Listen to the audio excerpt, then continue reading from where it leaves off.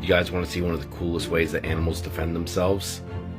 This dude is shooting blood out of his eye. Just straight up shooting it like a water hose. Blood out of its eye. These guys go by many names, but they are commonly referred to as the horny toad. It's a lizard that is from the western United States, and they eat primarily ants. But when they are messed with enough and have no other options, he's going to get bodied by this coyote.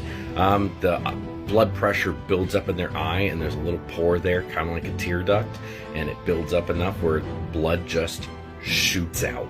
And hey, you know what? If it scares him off, awesome. If not, he's going to die anyway, so why not shoot blood at him?